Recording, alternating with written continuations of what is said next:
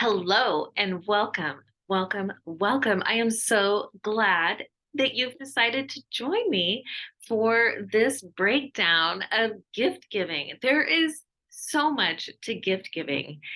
I can't believe it. When I started talking to people about gift giving and like gift anxiety, I started learning so much and realizing that I was not alone in my interpretation of gift giving and what it means and all kinds of things that we're really going to dive into today. So thank you for joining me.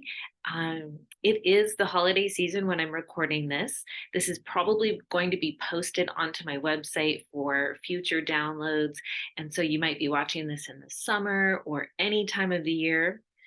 But gifting is gifting. It doesn't matter if it's at the holidays, even though there's a heightened sense of awareness around gifting at the holidays, but it could also be, at birthday or all different kinds of things. So I am Renee and I am an entrepreneur. I would say I'm a magical manifester. I manifest all kinds of amazing things into my life. Really, the reason for that is just honestly my way of being and believing. I believe, and this is the season of believing. I believe that magic is my destiny, always. And Sam, who works for me, I have a beauty business, and Sam says, "Oh, people don't know how things work around here." In Renee's world, in our world, because we believe. And so many magical things happen in our lives. And I can't wait to share all of that magic with you in the next year. I'm stepping into a new role, doing some mentoring with people. And if you are interested in finding your own magic, I would be honored to help you in that journey. And I will tell you more about that at the end. But first, let's get into gifting. So, gifting, I don't know, there's been this stigma around gifting for me personally my whole life. Um, I remember as a child feeling very anxious around finding the right gift. And if it wasn't the right gift, what would that mean? And just having a lot of anxiety about really finding that right gift. And so it's just been like innately within me. And I don't know if it's from family, the way that we gifted as a family, even to the point that when I was dating in my 20s, I had a boyfriend, and the first few gifts he gave me, I think, were okay, but maybe not like the most thoughtful. And so I was determined to teach him how to be a good gifter. And when I say good gifter, I mean basically good listener. I taught him how to listen. What an amazing gift that was for him. Really, honestly, when we broke up, I was like, oh my gosh, I trained him so well for the next person who's going to date him because he ended up being the best gifter because he would listen. I told him, I said, I don't want to have to tell you what I want. I want you to figure it out and listen for things that I like, make it be something of a surprise, but something that I've mentioned. And so to this day, I still have a fountain that's in my garden out in my front yard that is from him and reminds me of him. And it was such a beautiful gift. I had said I wanted a fountain. I had a new house, my first new condo, and he got me a fountain and it was a surprise and it was amazing. And so, Ron,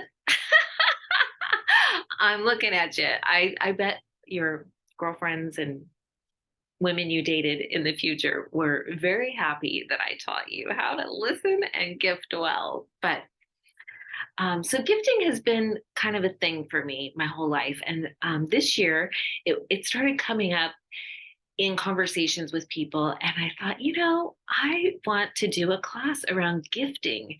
And really dropping all of the rules when it comes to gifting, honestly, when it comes to anything in life, like dropping all of the rules and all of the old stories that we've told ourselves or that we think that we have to do.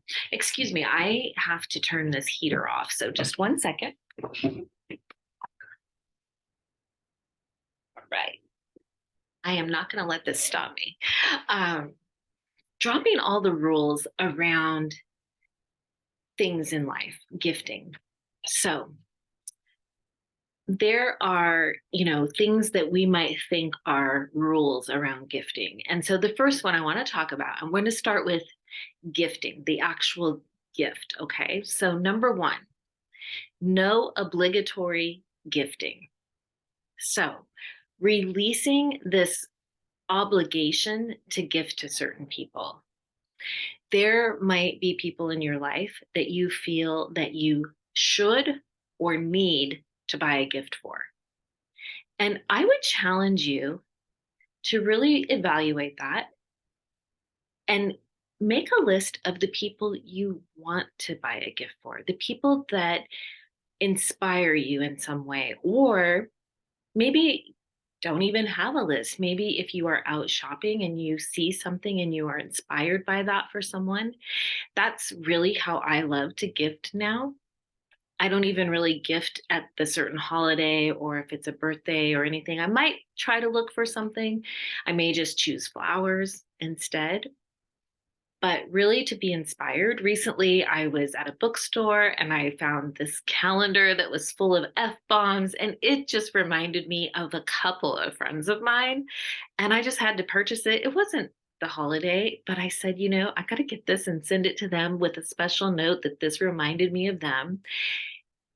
And what a beautiful gift for them, because I was thinking of them and it came from inspiration. And it didn't feel heavy for me.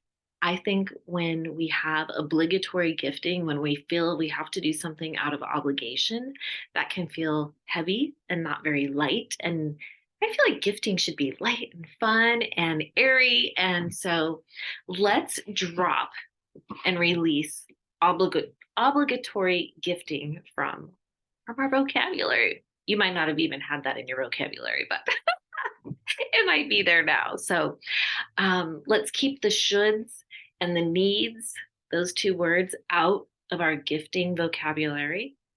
And let's just gift from inspiration and from wanting to gift. Now, I know that you probably have a mother-in-law or a family member or someone that you do kind of have to get them something, right? Like it's just code, family code, whatever. Um, Now you could also have a talk with them and say, "Hey, I'd love for us to exchange like maybe an experience. I love doing that for people that I feel I need to do something for, maybe an experience for them. Maybe it's just a nail appointment that you purchase for them or a service that they can go use." I really love the idea of doing a love letter or a letter to those types of people, especially like if it's a mother in law. If you write a letter from you obviously to her about her son, your husband, and you tell her what an amazing man she has raised and all of the great qualities that you love about him and the things that you see in him that you see in her. Can you imagine what a beautiful gift that would be? So maybe thinking outside of the box for the people that you feel you should buy something for, and creating something a little unique and different for them. It might take the should out of it and make it more fun for you, or it also might feel obligatory for you to write a letter if writing isn't your thing. You can do all kinds of different ideas.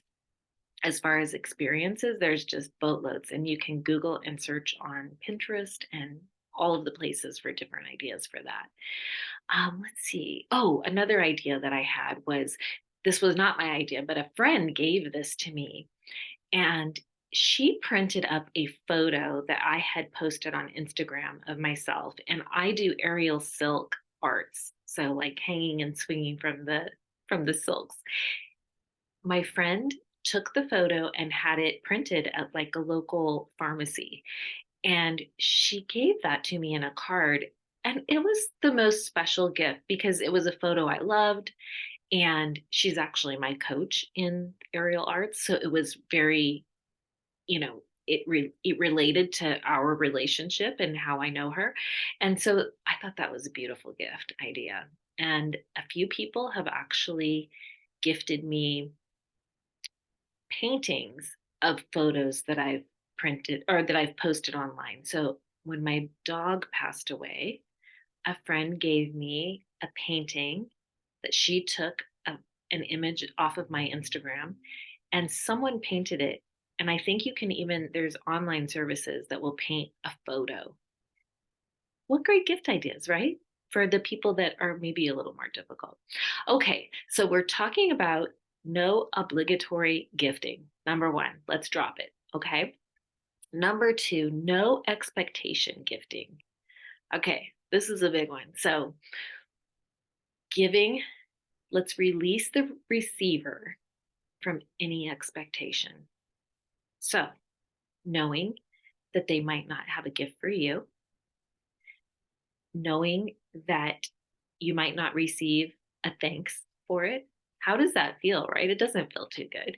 But you are gifting from your heart and from your soul. And so really being able to do that without any expectation of even their thanks or their gratitude, because a lot of times we can build these stories up in our mind about, oh my gosh, how they're going to receive it, and then they're going to go ape balls and just be like, oh my god, I'm so excited, and call me, and then the phone doesn't ring and the phone doesn't ring and you're like, did they get the gift? And next thing you know, you're mad at them because they didn't receive it in the right way. So, no expectation giving. Wow. Expectations, that's a whole nother topic for another class on another day. Expectations are, uh, I have heard expectations are resentments waiting to happen. So, when we set up expectations of others and they don't come through, the next thing you know, we're resentful. And the whole idea is we're giving a gift, fun and light and joyful. And so just giving from like, oh my gosh, I may never even hear from them, but I feel so good. You are doing this for you. You feel so good about giving them this wonderful thing that made you think of them. And so no expectation giving. Now, I have a funny story. This is not my story. Jack Grisham tells this story all of the time. He's a friend of mine. And he says, now if you're standing out in a parking lot, so he used to smoke, you're standing out in a parking lot and you bum a cigarette from somebody and they give you the cigarette and you're like, hey, do you have a cigarette? And they say yes. And they give you the cigarette and then you just break it in half right in front of them. He's like, what would they do? They'd be mad, right? That you didn't smoke it. And he uses this story um, to showcase the expectation and how expectations can turn into resentment because you give it, but they don't tell you what they're going to do with it. So giving in just the light of like, I'm giving this, it's like if someone asks to borrow money, I mean, this is an old one, right? If someone asks to borrow money and they say they're going to pay you back and you decide to give, know that you might not ever get it back. So you have to come to terms with that in your heart before you give. So, okay, I'm like off on a tangent now. So, all right. So that's the part I wanted to talk about giving. I did a little research, and giving is actually fairly easy for people. We all seem to be able to give pretty easily. It's receiving is where there's a lot of emotional issues tied up in receiving. And so I would ask you, How do you feel as a receiver of gifts? And you might be thinking, I'm good at receiving. Like, who's not good at receiving a gift, right? I'm not. I used to not be as good at receiving gifts. And in some research that I did, I found that receiving is actually a very intimate act. And so when you receive a gift, it's like highly intimate. And so that can be why it can feel very uncomfortable for people. It also depends on who's giving it and your thoughts about them, stories about them. There's so much tied up into receiving. And so I really want to dive into the receiving today. Um, First of all, number one, no reciprocal receiving. So you are at home and you're cleaning the house on a Saturday or Sunday, the doorbell rings, it's a friend of yours, and they have a gift for you for the holidays. And they're like, oh my gosh, I got you a gift. And they are so excited to be there with their gift. They put this together for you. And your first thought is, oh my God, I didn't get them a gift, right? Can we drop that feeling that we have to reciprocate? The idea of gifting is really, it is the gifter who wants to do this. This is for them. They are most of the time, I mean, unless you have, I don't know, some messed up friends who feel like, oh my gosh, I got her something. She needs to get me something. I mean, I don't have friends like that. I can give all day long and I don't expect them to give in return. And when I give a gift to someone, I am not expecting that they reciprocate or that they have a candle on hand that they can run to the back of their bedroom and grab something quick. I have done this before. My mom reminded me. My friend Stacy came to my house and brought a little jar of jam. And my mom said, I ran to my mom and I said, what do we have? What do we have that I can give her? And she said, I had some little tchotchke candle. And so I quickly put that together and gave it to her. So we don't have to do that. We can release this whole like, we could just receive without giving in return. I would love for you to just sit with that for a minute and really think about like, ooh, how does that feel? It feels like, wow, that's really receiving, right? Receiving without having to give in return. That's a big one. And so it's one that I know that when I'm giving, I'm like, oh, I hope you don't feel obligated. Like, I don't need anything. But when I've received a gift, sometimes I felt like, oh my gosh, I really should be giving them something back. So sit with that and think about just accepting it. Thank you. Thank you so much. Oh my gosh, this is so divine. Like, I am so happy you gave me this gift. All right. So, no reciprocal receiving. Number two, no judgment receiving. All right. So, I've done this. So, this is why it's on the list. Have you ever felt like, "Ah, this is a gift that they put me on a list and everybody's getting this candle. And this means nothing. They didn't put any thought into this. Like we are judging the heck out of this gift, right? It means nothing. They got it here, they got it there. It's some they regifted it. Like we are judging this gift. Now, maybe there's reason for judgment. I don't know. But I'm basically dropping judgment from my vocabulary, from my whole being. Judgment does not serve me at all. What if we thought about the fact that someone made a list and you made the list? You made the cut. You were on the list for all of the candles from wherever. What if you were on the list for what are some other things that are candles come to mind because it's a very like easy gift and it's a nice gift. Trying to think what other things like a gift card. Some people could say, oh, they gave me a gift card, like, oh my gosh, roll their eyes. but you made the cut. You are on the list, like the list of people that this person decided mean a lot to them and whom they wanted to give a little something. So, could we release old stories and allow what is?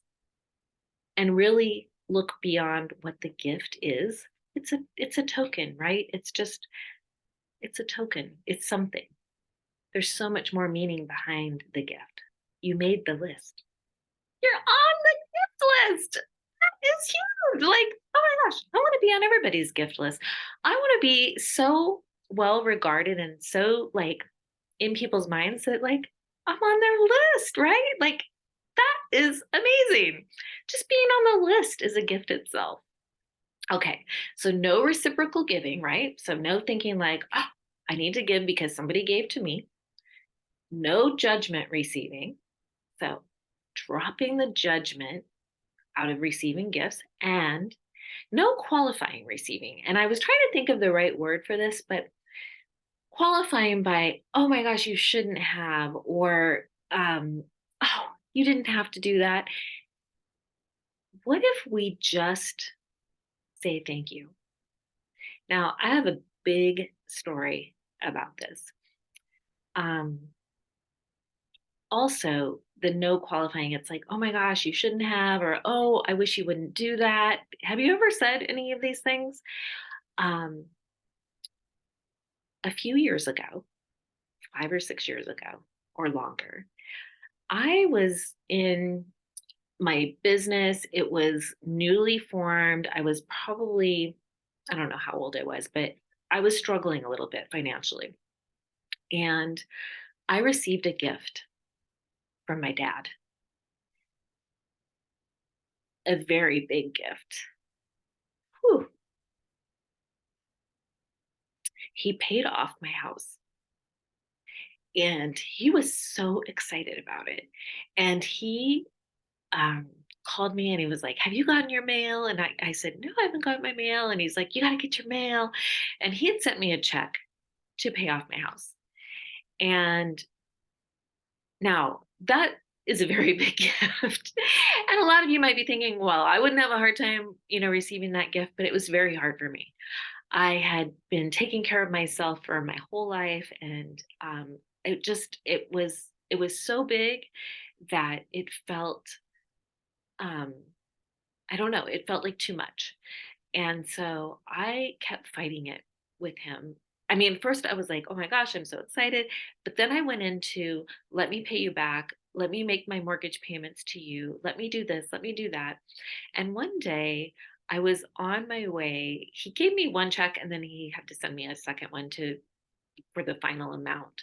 And so I was on my way to the bank and I called him and I said, "Oh, I'm on my way to the bank." And if you've ever cashed a big check or put it into your checking account, it's really quite fun.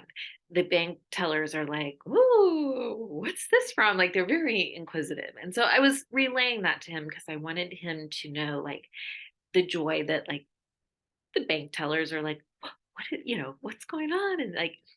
And I said, "But dad, I can repay you for this and I could like make mortgage payments to you and this and that." And he stopped me dead in my tracks and he said, "Renee, could you allow me to let this be joyful?" Oh, makes me want to cry. He said, "This is the best thing I have ever done in my life." He said, "I am getting so much joy out of this." He's like, "Do you know how excited I was to send that check and how excited I was for you to get that check and how excited I was for you to call me and tell me like I got the check and just could you just say thank you?"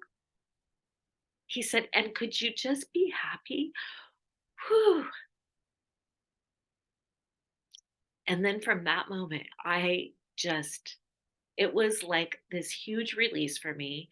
And I just allowed all of this like joy and abundance and so many things to satiate my soul.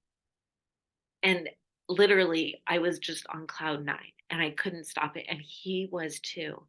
So when we are fighting a gift, when we are saying, "No, no, no, I don't want this, you shouldn't have, I wish you wouldn't have, blah, blah, blah, blah, blah, blah," we are constricting.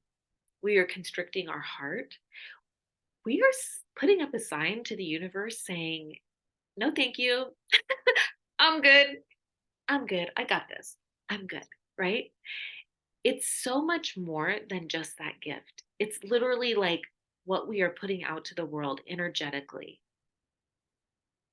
If our hearts are open to receiving, to fully receiving all of the magic that the world has to give, we are going to receive more and more and more. We are going to receive more joy.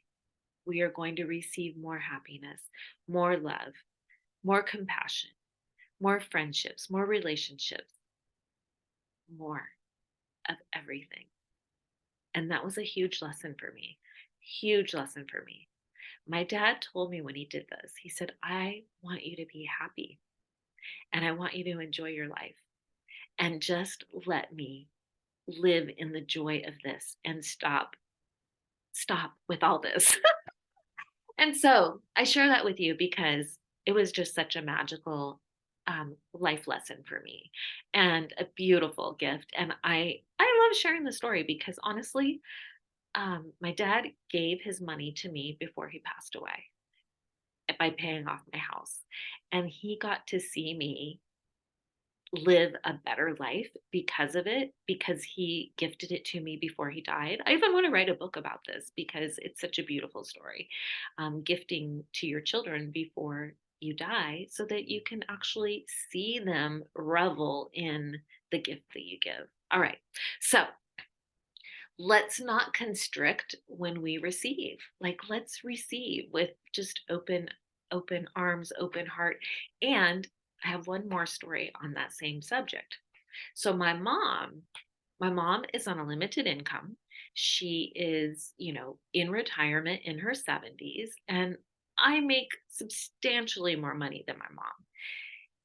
So when my mom tries to give to me, I am very restrictive. I am like, "No." Like, I tell her I have everything I need. I don't need anything else.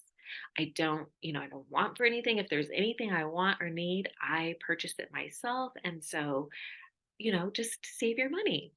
And she'll send me some cash in the mail or a gift or something. And I get angry at her. I will tell her "Mom, what are you doing? Like, why are you doing this? We've had this conversation 1,000 times. Renee, how about open to receiving? How about allowing the giver to experience giving and us being grateful and humble and just like so happy? We are denying people the experience, the full expression of giving when we are like putting up boundaries and roadblocks and telling them no. It is not our place to tell them whether they can gift us $100 or $200 or a gift or whatever it may be. And so recently, I got a notification on my phone that my mom had sent me $200 via Zelle. And so I was like, "I'm doing things differently now." I was like, "Thank you, mom." I sent her a text message. I said, "Thank you," with the little emoji with the like money coming out of the mouth. And she wrote back and she said, "You're welcome. And I love your new attitude." Thank you, Jesus. Right? I have this new attitude that even though my mom's on a limited income, she still wants to do for me, right? Our parents still want to do for us. And so why are we denying them? Like, they're doing something nice and we're like, "No, beep, beep." I mean, that's me, but I'm not doing that anymore. Like, I am open to receiving. Mom, if you want to send me $100, send me $100. Like, I will happily take it. And I just realize how much of this applies to life. It's more than just a gift. It's more than $100. It literally is about my openness to receiving this great, big, beautiful life, like receiving all of the things. And so, with my little um, class here today, it's not really a class, but just my experience on gifting, I hope that you can find in your heart where you might be putting up walls and roadblocks to receiving, and really just look at those and say, like, why am I doing this? What if I allow myself to receive? What if I allow others to gift and to have their own experience without trying to control them? Yes, I was trying to control my mom, and I would do that with other people as well. And just allow things to happen in life and believe in the magic of this season. Oh my gosh, I am a believer. And I do believe in the magic of this season. Now, listen, I want to take this one step further. Our families, our friends, those are gifts. Those are gifts in our life, right? And are we allowing ourselves to fully receive them? Are we enamored with them? Are we satiated with them? Or are we putting up roadblocks and constrictions and, you know, stories and rules around what it's like to be a friend to us or be a family member to us? The same thing goes with life. Life is a gift, right? That you hear it all the time. Life is a gift, but are we fully receiving everything there is in this life? Or are we poo pooing, making up stories, being depressed, you know? Or are we living in the joy of all that life has to give, including the not so good moments? Those are gifts too. I feel like the gift could be a full long year container where we would work together and uncover all the magical gifts that this life has to offer. Honestly, I'm like, oh my God, I am loving this whole topic of gift giving and just the conceptualization of the gift. Like, there's so much to it. And how are we living our life? How are we unwrapping this gift of life? Are we unwrapping it with joy and anticipation of, like, oh my gosh, what's inside? What does tomorrow hold? Oh my gosh. That's like unwrapping a gift, right? What does tomorrow hold? What is this day going to uncover today?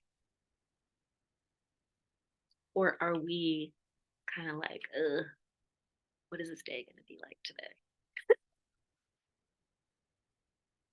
Listen, I am starting a new chapter in my life, and I am going to be mentoring women in life and business and how to live a magically manifesting, wonderful life.